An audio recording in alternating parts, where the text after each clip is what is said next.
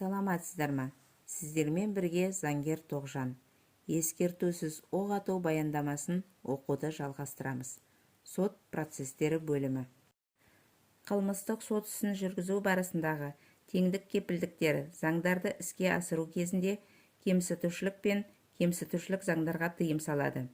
Сондай-ақ заң алдындағы теңдік және оны тең қорғау құқығын, сот алдында теңдік және сот тарапынан тең қарым-қатынас жасау құқығын, сондай-ақ сотқа тең және еркін жүгіну құқығын қамтиды. Судьяларға, прокурорларға және құқық қорғау органдарының қызметкерлеріне заңның тең қорғалуын қамтамасыз ету, сондай-ақ кемсітушілікке тыйым салуды сақтау және қолдау міндеттемесі жүктеледі. Олар қолданыстағы заңдар мен нормативтік ережелердің орындалуын қадағалап, кемсітушіліктің болмауын қамтамасыз етуі керек. Осы баяндаманы жасау кезінде 112 сот отырысына мониторинг пен құжаттама жүргізілді. Соттардың стенограммалары жүргізілді. Олар ғаламторда және әлеуметтік желілерде жарияланды. Қаңтардағы оқиғалар бойынша сот талқылауы барысында әділ сот процесіне құқықтың сақталуы туралы есепті құқық қорғау альянсы қосымша ұсынатын болады.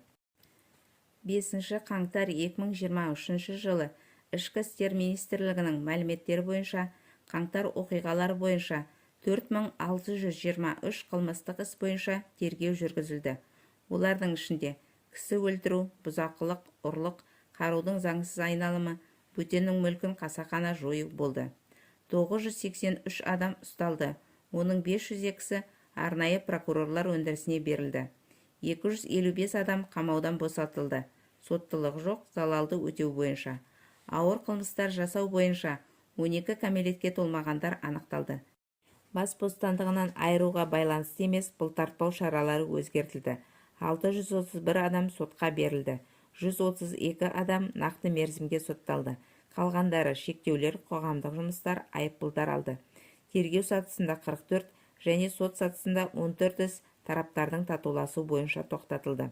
980 адамға рақымшылық жасалды. 76 адам бас бостандығынан айыру орындарынан босатылды. 94 сотталған адамның мерзімдері қысқартылды. Қазіргі уақытта 36 қылмыстық іс жүргізілуде.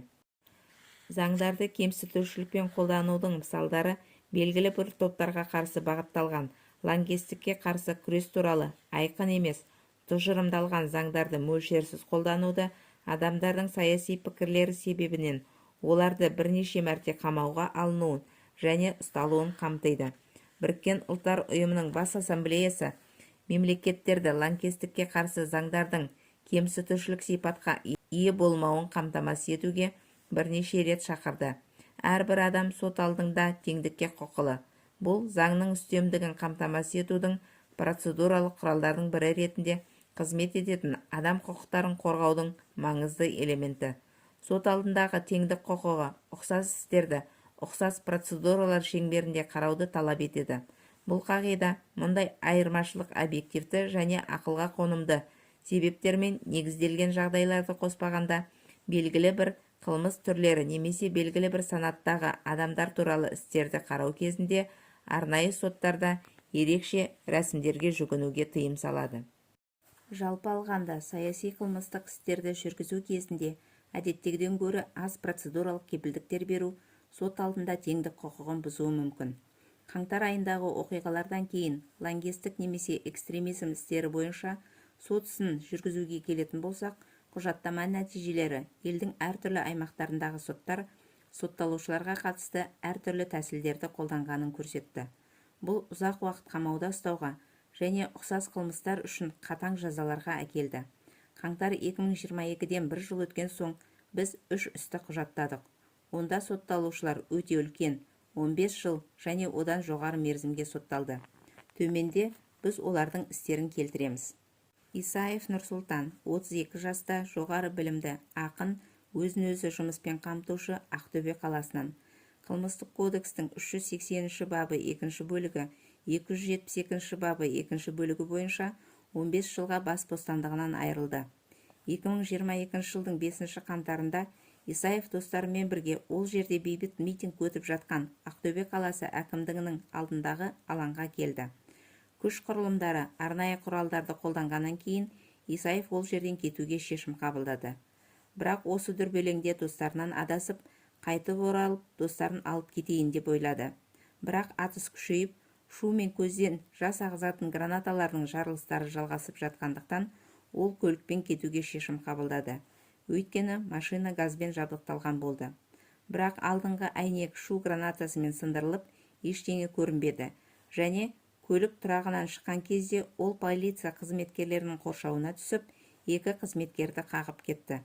2022 жылғы 9 қаңтарда Исаев Нұрсұлтанды полиция қызметкерлері өз үйінде ұстады. Ұсталған кезде, содан кейін де оған физикалық, психологиялық қысым, азаптау қолданылды. Исаевтың қабырғалары сынған, тістері ұрып түсірілген, миы шайқалған. 10 қаңтарда оны өлі тірі күйінде уақытша ұстау изоляторына әкелген кезде Исаев өзін нашар сезінді. Жедел жәрдем шақырылып, барлық соққылар мен жарақаттар тіркелді. Полиция қызметкерлеріне қатысты осы ұрып-соғу бойынша сыбайлас жемқорлыққа қарсы қызметке шағым берілді. Бірақ іс қылмыс құрамының болмауына байланысты тоқтатылды. Қағылған полиция қызметкерлері ауыр жарақат алған жоқ. Біреуінің денсаулығына жеңіл зиян келтірілді. Екіншісіне ештеңе болмаған. Сараптама полиция қызметкерлерінің алған жарақаты денсаулыққа зиян тигізбегенін растады. Сондай-ақ сотта бұл қызметкерлердің Исаевқа ешқандай шағымы болған жоқ. Алайда судья Бақтығалиевтің төрағалығымен Ақтөбе қаласының қылмыстық істер жөніндегі мамандандырылған ауданаралық соты 2023 жылы 1 ақпанда Исаевты кінәлі деп танып, 15 жылға бас бостандығынан айырды. Апелляциялық саты бұл үкімді күшінде қалдырды.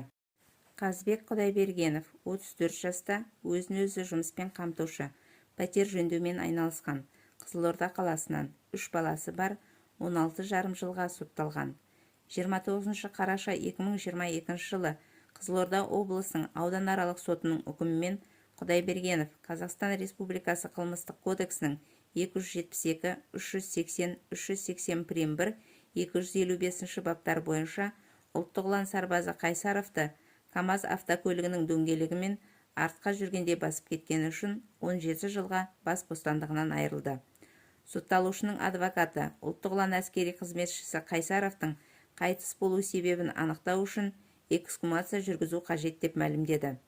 Заңға сәйкес, сарапшы Қайсаровтың денесінде зорлық-зомбылық пен өлім белгілерін анықтағаннан кейін міндетті түрде аутопсия жасап, өлімнің себебін анықтау керек болды. Бұл жасалмады, сараптама жүргізілмеді. Сондықтан қорғаушы тарап эксгумация жасауды сұрады. Бірақ адвокаттың өтініші қанағаттандырылмай қалды. Қайсаровтың өлімі КамАЗға байланысты ма, әлде басқа себеп болды ма, белгісіз болып қалды. Құдайбергенов өзіне тағылған айыптан бас тартады.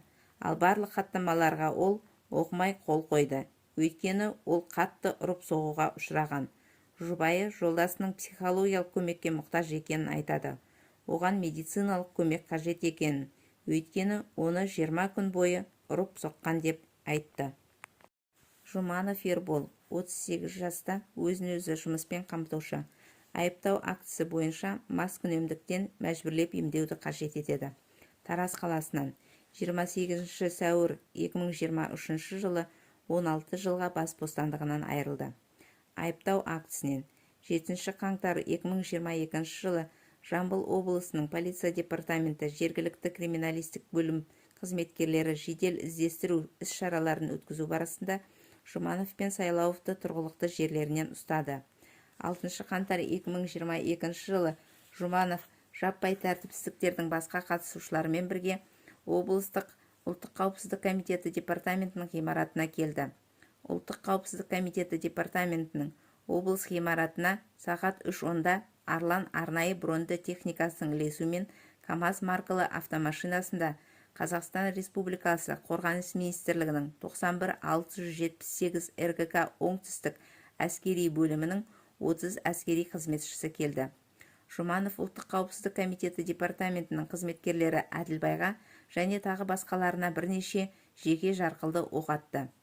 Қорғаныс министрлігінің 91-678 РГК оңтүстік ротасының командирі Қайратов Калашников жүйесінің автоматты қаруынан және Макаров жүйесінің тапаншасынан шабуылдаушы Жұмановқа жауапты қарсы оқ атты. Жұмановтың атқан оғының нәтижесінде АТО бөлімінің бастығы подполковник Әділбай ауыр жараланды. Ол 6 сағат 42 минутта Тараз қаласының көпсалалы ауруханасының реанимация бөлімшесінде қайтыс болды. Істегі жалғыз сәйкессіздік Жұманов дәл осы уақытта өзінің митингте болғанын жоққа шығарады. Қылмыстық сот ісін жүргізуде соттар тарапынан тең қарым-қатынас, қорғаушы және айыптаушы тараптармен істе өз дәлелдерін дайындау және ұсыну кезінде тараптардың теңдігі қамтамасыз етілетіндей қарым-қатынасты талап етеді. Әрбір айыпталушы адамның жүгінуге және адамның осындай жағдайда басқа айыптаушыларға теңдей жүгінуге құқығы бар. Соттар тарапынан тең қарым-қатынас жасау құқығын бұзудың бір түрі адам құқықтарын бұзған үшін кінәлі деп танылған құқық қорғау органдарының қызметкерлеріне жазасыздық не жеңіл үкімдер болып табылады. Орталық құжаттаманы жүргізген істер барлық адамдардың қаза болу фактісі бойынша алдымен Қазақстан Республикасы қылмыстық кодекстің 99 бабы кісі өлтіру бойынша сараланған. Кейін әскери істерге қатысты қылмыстық кодекстің 451 бабы билікті асыра пайдалану бойынша, ал полицейлерге қатысты қылмыстық кодекстің 362 бабына билікті немесе лауазымдық өкілеттіктерді асыра пайдалану бойынша қайта сараланды. Сәйкесінше жеңілірек үкімдер шығарылды. Шойбеков Оралбай, Оңтүстік Қазақстан облысы, Мақтарал ауданынан, 54 жаста. Шымкент қаласында қайтыс болған 25 жастағы Шойбеков Мейрамбектің әкесі. Сотқа дейінгі тергеу сатысында қылмыстық істің бірнеше рет тоқтатылғанына қарамастан, қайтыс болған адамның әкесі ұлына оқ атқан адамды анықтауға ниетті. Шойбековтың айтуынша, тергеу органына оқ атқан әскери қызметшінің аты жөні белгілі. Өйткені сол кездегі құқық қорғау органының қызметкерін жаралаған оқ оның ұлына тиген оқпен бірдей. Сотқа тең және еркін жүгіну құқығы да жеткіліксіз дәрежеде сақталды. Көптеген істер бойынша сот процестері онлайн режимінде жүргізілді. Бұл жәбірленушілер мен құрбандардың наразылығын тудырды. Сотқа тең қол жеткізу құқығының тиімді қамтамасыз етілуіне күмән келтіретін басқа факторларға әскери және полицейлердің бейбіт азаматтарға қарсы өлім құралын қолданғаны үшін қылмыстық қудалау мен жазалауды қиындатқан жарияланған рақымшылық жатады. 2023 жылғы 20 қаңтар Алматы қаласы Алмалы аудандық қылмыстық істер жөніндегі сот. Алматы қаласы полиция департаментінің қабырғасында қаңтар 2022 кезінде Анафьяевты өлтіру бойынша сот талқылауы. Барлық сотталушы 7 адам уақытша ұстау изоляторында болды. Оларға азаптау 146 бап бойынша айып тағылды. Сотталушылардың адвокаттары Қайратұлы мен Әділбековтің қолдау хаты. Мынадай сот отырысын офлайн режимінде өткізу туралы өтініш жасаймыз. Себебі ғаламтор байланысы нашар, процесте қатысушылардың дауысы нашар естіледі. Судья Үстелбаев: қазір қолайсыз эпидемиологиялық жағдайдың және суық тиюдің, ОРВИ, скарлатина, коронавирустың көбеюіне байланысты келесі сот отырыстарын офлайн режимінде өткізуден бас тартамын. Іс бойынша куәгерлердің саны көп. Мен процеске қатысушылардың денсаулықтарына қауіп төндіре алмаймын. Сот стенограммасынан. Ол кезде Қазақстанда карантин жоқ. Құзыретті, тәуелсіз және бейтарап соттың істі қарау құқығы абсолютті сипатқа ие, және кез келген жағдайларда, оның ішінде төтенше жағдай мен қарулы қақтығыс кезінде ешқандай ерекшеліктерге жатпайды. Құжаттама нәтижелері қаңтар айындағы оқиғаларға қатысты сот ісін жүргізудің әділдігі белгісіз болып тұрғанын көрсетеді. Сот процестерін мониторингтеу барысында айыптау тарапының артында мемлекеттің бүкіл аппараты тұр, ал сотталушылар мен жәбірленушілер осындай адекватты қорғаудан айырылды деген пікір қалыптасқан. Тараптардың теңдігі қағидаты айыптаушының өзін қорғау құқығының негізгі кепілі болып табылады, және қорғаушы тарапқа қорғауды дайындау және ұсыну, сондай-ақ айыптаушы тараппен тең шарттарда сотқа ұсынылған дәлелдер мен дәлелдемелерді жоққа шығару мүмкіндігі берілуін қамтамасыз етеді. Алайда сот процестері айыптау үкімімен өтті. Прокурорлардың осыған ұқсас іс жүргізу әрекеттерінен айырмашылығы, адвокаттардың өтініштерінің көпшілігі қабылданбады. Судьядан бас тарту туралы өтініштер ешқашан қанағаттандырылмады. 2023 жылы 14 ақпанда қаңтар оқиғаларына қатысқан 5 күдіктінің қайтыс болғаннан кейін соты өтті. Қылмыстық істер бойынша номер 2 бостандық соты. Сот онлайн-офлайн режимінде өтеді. Судья Маукеев: мен тек түсіруге келісетін қатысушыларды түсіруге рұқсат беремін. Көпшілікке жариялауға тыйым саламын. Сот стенограммасынан. 2023 жылғы 25 қаңтарда тәртіпсіздіктерге қатысу фактісі бойынша Алматы қаласы бойынша 24 қосу 1 қайтыс болған бір адам бойынша онлайн-офлайн сот. Бостандық аудандық соты. Қаңтар 2022 жәбірленушілерден жауап алудың 7-ші отырысы. Судья Маукеев: сот процесіне қатысып отырған блогерлер мен журналистердің қайсысы бұқаралық ақпараттық құралдарында сот материалдары туралы ақпаратты басып шығарды. Қазір бұл туралы прокуратура мен тергеу органдары айналысып жатқандығын ескертемін. Мен бұға дейін сот ісі барысындағы сіздерге белгілі болған деректерді жариялауға тыйым салдым. Сіз келісім берген қатысушыларды ғана суретке түсіре аласыз. Адвокат Жуаспаева: ал сот процесі жабық па? Судья Маукеев: Жуаспаева: бізде ашық сот отырысы. Оны қайтадан спектакльге айналдырудың қажеті жоқ. Жазуға болады, бірақ заң бойынша таратуға болмайды. Тек процестің басқа қатысушыларынан рұқсат сұрау керек. Мен ешкімді қорқытпаймын, ескертемін. Қазақ Таймс журналисі судьяның заңның қай бабына сілтеме жасайтынын анықтай бастады. Судьяға журналистің табандылығы ұнамады, және ол хатшыға журналисті шығарып жіберу туралы бұйрық берді. Сөйтіп хатшы оны Zoom конференциясынан шығарып жіберді. Сот стенограммасынан. Ашық сот ісін жүргізу құқығы сот процедурасының әділдігі мен тәуелсіздігінің негізгі кепілі. Сондай-ақ қоғамның сот жүйесіне деген сенімін сақтау құралы болып табылады. Ашық талқылау құқығы сот отырыстарына тек іс қатысушылары, сонымен қатар олар іс қатысушылары болып саналмайтын юрисдикциялардағы жәбірленушілер ғана емес, сонымен қатар қоғам мен бұқаралық ақпарат құралдарының өкілдері де қатыса алатынын білдіреді. Айыпталушының құқықтарына кепілдік беруден басқа, ашық талқылау құқығы қоғамның сот төрелігін жүзеге асыру туралы ақпаратпен қадағалау құқығын, сондай-ақ сот жүйесі шеңберінде қандай шешімдер қабылданатындығын білдіреді.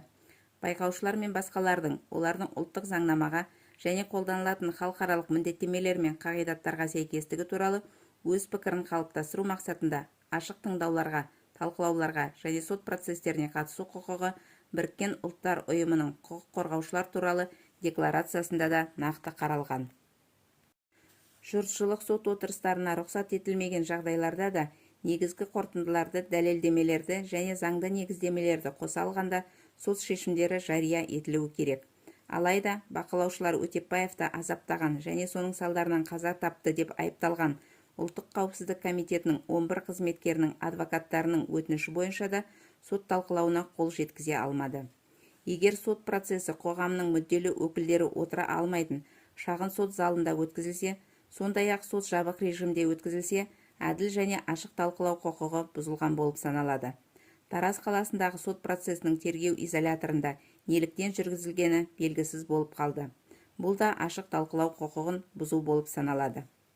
Кінәсіздік презумпциясы принципін сақтауға ерекше назар аудару керек. 2022 жылғы 5 қаңтарда өз сөзінде наразылық білдірушілер мен оқиғаларға қатысушыларды бірден лаңкестер және бандиттер деп атаған президент Тоқаевтан бастап, 2023 жылғы 5 қаңтарда Қазақстан Республикасының бас прокуроры Асыловтың азаматтық белсенді Әйгерім Тілеужанованы заңды күшіне енген сот үкіміне дейін экстремистік діни ұйымның мүшесі және 5 қаңтар 2022 жылғы әуежайды басып алуды ұйымдастырушы деген сөзмен аяқтауға болады. Кінәсіздік презумпциясы принципі жиі орындалмады. Кінәсіз деп санау құқығы кәдімгі халықаралық құқықтың нормасы болып табылады. Ол кез келген уақытта және кез келген жағдайда жарамды және ескертулердің нысаны бола алмайды. Және төтенше жағдай кезінде заңды түрде шектеле алмайды. кінәсіз деп санау құқығы күдіктілерге ресми айып тағылғанға дейін ғана емес, сонымен бірге соңғы шағымның қорытындысы бойынша айыптау үкімі заң күшіне енгенге дейін де қолданылады. Қылмыстық құқық бұзушылық жасады деп айыпталған бірде-бір адам өзіне қарсы айғақ беруге немесе кінәсіздік презумпциясы қағидатына сәйкес кінәсін мойындауға мәжбүр болмауы керек. Баяндама авторлары 400-ден астам істі құжаттады. Өкінішке орай, онда зардап шеккендер жасамаған істерін мойындауға мәжбүрлеу туралы айтты. Үнсіздік немесе бас тарту жағдайында олар қатыгездікке ұшырады. Мойындау айғақтарын беруге мәжбүрлеуге тыйым салу соттың сотталушының кінәсін мойындау туралы өтінішін оның өз еркімен және қысымсыз жасалғанына көз жеткізу арқылы ғана қабылдауын талап етеді. Алайда соттар сотталушылардың азаптау арқылы кінәсін мойындау туралы өтініштерін елемеді және қылмыстық іс материалдарынан заңсыз алынған дәлелдемелерді алып тастау туралы өтініштерден бас тартты. 2022 жылғы 14 қаңтарда Семей қаласында қызметкерлер қолдарына қару-жарақ ұстап, бетперде киіп, 3 машинамен келіп, Әлиев Ринатты үйден алып кетті. Ал Әлпиев Чингисті жұмыс орнында ұстады. Олар қаңтар митингілерінде болған жоқ және қатысқан жоқ. Әлиев пен Әлпиевке Қазақстан Республикасы қылмыстық кодексінің 272 бабы жаппай тәртіпсіздіктерге қатысу деген айып тағылды. Олар ештеңені мойындамағандықтан соққыға жығылды, азапталды. 6 айдан кейін 1 маусым 2022 жылы 272 бап бойынша қылмыстық қудалау құқық бұзушылық құрамының болмауына байланысты тоқтатылды. Алайда оларды тергеу изоляторынан шығармай, сол күні 1 маусым 2022 жылы оларға Қазақстан Республикасы қылмыстық кодексінің 256 бабы терроризмді насихаттау бойынша жаңа айып тағылды. Қазіргі уақытта Әлиев пен Әлпиев Семей қаласының уақытша ұстау изоляторында қамауда жатыр. Қазақстан Республикасы қылмыстық кодексінің 256 бабы бойынша сот тыңдаулары өтуде. Құжаттау барысында анықталған тағы бір мәселе – маңызды дәлелдерді немесе заңды маңызды хабарламалардың дәлелдерін пайдалану. Қаңтар айындағы оқиғаларға қатысты сот процестерінде құпия куәгерлердің айғақтары кеңінен қолданылды. Және осындай куәгерлердің әртүрлі сот процестерінде әртүрлі эпизодтар, тіпті әр жерден әртүрлі оқиғалар туралы түсінік беріп, оқиғаны растайды. Соттар зардап шеккендер мен айыпталушылардың наразылықтарына жауап бермеді. Көптеген жағдайларда сотқа дейінгі тергеу жүргізетін органдар айыпталушылардың осы ғимараттардың алаңдарында немесе жанында болғанын растайтын бейне жазбаларға негізделген тәртіпсіздіктерге қатысу және мемлекеттік ғимараттарды басып алуға қатысу эпизодтары бойынша дәлелсіз немесе айқын емес дәлелдер ұсынды. Тараз қаласындағы сот 9 адамды қаңтар 2022 бойынша соттап жатыр. Махатов Нұрахан, 63 жаста сотталушы, Тараз қаласынан. Сотталушылар бір ауыздан Мұратхан Мырзалиев пен Руслан Баширов куәгер екенін мәлімдеді. Оның айтуынша қылмыстық істе 5 адамға бір куәгер. Мырзалиев пен Баширов қаңтар айында ұрлық билік өкіліне қастандық жасады деген айыппен босатылды. Енді олар басқаларға қарсы куәлік етеді. Сотталушы Нұралиев Дәурен бала кезінен 3-ші топтағы мүгедек. Видеода Тараз қаласының митингісіне 4 қаңтарда шыққанын, оған 272 баптың 1 бөлімі жаппай тәртіпсіздіктерді ұйымдастыру бойынша айып тағылатынын айтады.